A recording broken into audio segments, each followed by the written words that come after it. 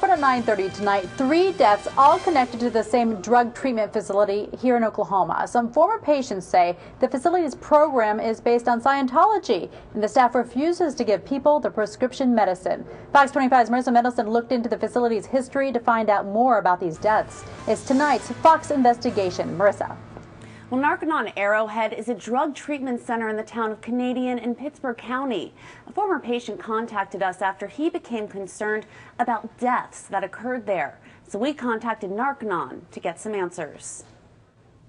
That's about all I can really add to that without breaking down completely. Colin Henderson struggled with prescription drug abuse for more than 3 years. Finally called out for help to some family members and with the Lord. And that's when we started doing some research with facilities across, not just Oklahoma, but across the surrounding area. That's when Colin came across the website for Narconon Arrowhead. On the site, there are many references to L. Ron Hubbard, who is the founder of Scientology. Narconon's New Life Detoxification Program is the culmination of L. Ron Hubbard's drug rehabilitation research and is the only program of its kind. Before deciding to go to Narconon, Colin says he asked a recruiter some questions. I need to be absolutely sure without a shadow of a doubt that there is no Scientology practices or teachings going on at this facility. And the answer that I received was absolutely not. We just use the L. Ron Hubbard technologies. In July of 2007, Colin checked into Narconon in Canadian, Oklahoma, and the experience was not what he expected. They're extremely holistic. They don't believe in modern medicine and any prescription drugs or psychiatry. So with that mentality, that's why they want to keep people off of their medications as much as possible. Colin says the facility refused to give him his blood pressure medication.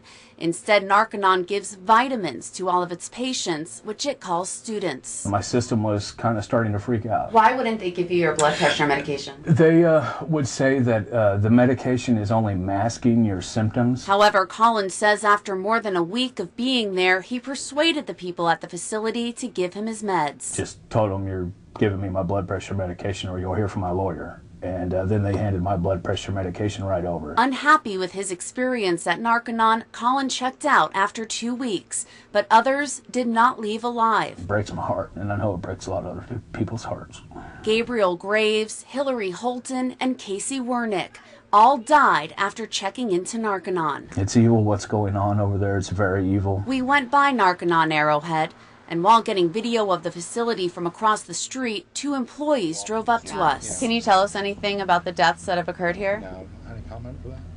Me either. According to court documents, in February of 2009, Casey Wernick checked into Narconon.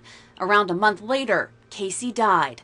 The lawsuit filed by her family says Casey was at Narconon when she became seriously ill with an upper respiratory infection. The responsible Narconon personnel ignored Casey's worsening condition and gave her the wrong prescription medication. The suit claims the employees and agents of Narconon Arrowhead lacked sufficient training and expertise to properly assist Casey with this illness, and further failed and refused to ensure that Casey received timely outside medical attention and prescription medication.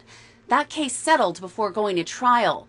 The family's attorney, Mike Atkinson, says the terms of that settlement are confidential. And that obligates my clients, Keith and Connie, and me not to comment or discuss the terms of the settlement. According to incident reports, on April 9th of last year, Hillary Holton checked into Narconon. She had not been there a very long time at all. 2 days later, Hillary died at the facility. We are investigating to determine whether she received appropriate care, and indeed whether Narconon Arrowhead should have even admitted her as a student or a patient for their program. Then in August of 2011, Gabriel Graves checked into Narconon.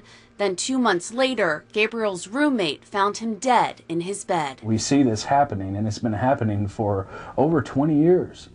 And our state is not doing anything about it. Now Colin Henderson hopes something happens to help make sure no more lives are lost. We know that if this place would not be open, if our Oklahoma officials would do the right thing and just investigate this place and not take incident reports from them, there could have been 3 lives saved. And we contacted the CEO of Narconon Arrowhead, Gary Smith. He did not want to do an interview, but he did send a statement. Smith says prescribed medication is not withheld from Narconon's clients, and he says the facility has a 24-hour-a-day nursing staff.